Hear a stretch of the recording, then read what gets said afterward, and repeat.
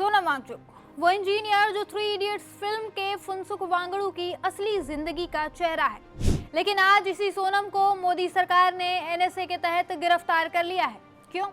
बस इसलिए कि वो लद्दाख के लोगों का हक मांग रहे थे, वो हक जो बीजेपी ने खुद 2019 में वादा किया था और बाद में भूल गई। सोनम वांगचुक पिछले कई सालों से शांतिपूर्वक प्रदर्शन करके बीजेपी को उसका वादा याद दिलाने की कोशिश कर रहे थे, लेकिन ये मोदी सरकार को बर्दाश्त नहीं हुआ और आखिरकार सोनम वांगचुक पर ढेरों इल्जाम लगाकर उन्हें गिरफ्तार कर लिया गया।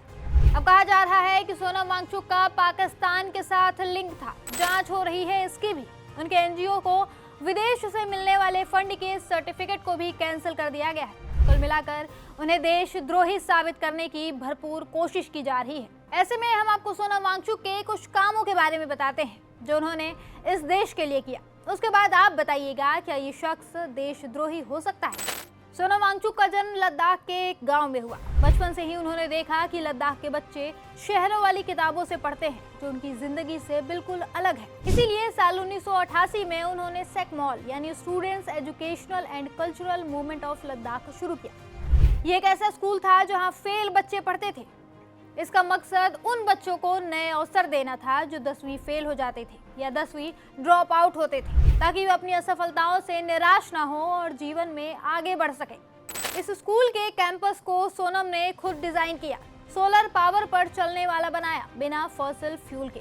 सर्दियों में बाहर -30 डिग्री तापमान होता है तो स्कूल के अंदर 15 डिग्री गर्मी। ये कैंपस आज दुनिया भर में मिसाल है। लद्दाख के हजारों बच्चों को उन्होंने नई जिंदगी दी। आपको जानकर हैरानी होगी कि सोनम वांगचुक के सेकमॉल में कोई ट्यूशन फीस नहीं ली जाती। रहने, खाने और पढ़ने की व्यवस्था न्यूनतम खर्च या मुफ्त होती है। सोनम का कमाल सिर्फ पढ़ाई तक सीमित नहीं है। लद्दाख में पानी की भारी कमी है, गर्मियों में खेत सूख जाते हैं। ऐसे में सोनम ने आइस स्टूपा बनाया। इसका मकसद था सर्दियों में बर्फ जमा करो और गर्मियों में पानी निकालो। इस इनोवेशन ने लाखों किसानों की मदद की। इतना ही नहीं, सोनम ने इंडियन आर्मी के लिए सोलर पावर टेंट्स डिजाइन किए, जिससे देश के उन जवानों को लाभ मिल सके जो लद्दाख सियाचिन सीमा पर हाड़ कपा देने वाली सर्दी के बीच हर पल तैनात रहते हैं। पर्यावरण के लिए सोनम ने यूएनडीपी जैसी संस्थाओं के साथ काम किया है। 2013 में उन्होंने न्यू लद्दाख मूवमेंट शुरू किया, जो सस्टेनेबल एजुकेशन, एनवायरनमेंट और इकोनॉमी पर फोकस करता है। फिर 2015 में Himalayan institute of alternatives HIAL बनाया, जहां माउंटेन लाइफ से जुड़ी पढ़ाई होती है। उसके बाद 2016 में वांगचुक ने फार्म स्टेज लद्दाख नाम से एक परियोजना शुरू की, जो पर्यटकों को लद्दाख के स्थानीय परिवारों के साथ रहने का मौका देती है। इससे घर में रहने वाली महिलाओं को पैसे कमाने का मौका मिला। सोनम ने शुरू से देश का नाम ऊंचा किया है। इसके लिए इन्हें कई अवार्ड्स भी मिल चुके हैं। 2016 में आइस स्टूपा के लिए उन्हें रोलेक्स अवार्ड फॉर एंटरप्राइज मिला। 2017 में global award for sustainable architecture. 2018 में एशिया का नोबेल रेमन मैग्सेसे अवार्ड मिला। उनके बनाए गए स्कूल सेकमॉल को इंटरनेशनल टेरा अवार्ड मिला बेस्ट बिल्डिंग के लिए। ये अवार्ड्स सिर्फ सोनम के नहीं, पूरे भारत के हैं। दुनिया भर में लद्दाख को मॉडल बताया जाता है सस्टेनेबल लिविंग का।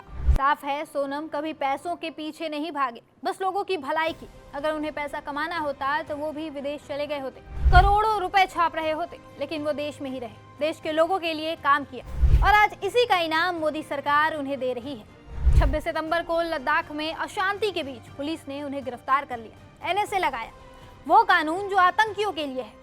सोनम वांगचुक की पत्नी गीतांजलि अंगमो परेशान है। सोनम की गिरफ्तारी को 45 घंटे से ज्यादा समय हो गया है, लेकिन अभी तक उनके बारे में कोई जानकारी उनकी पत्नी को नहीं दी गई है। गीतांजलि ने बताया कि पुलिस ने उन्हें हिरासत आदेश की कॉपी तक नहीं दी है। अधिकारी उनके कॉल्स का जवाब नहीं दे रहे हैं।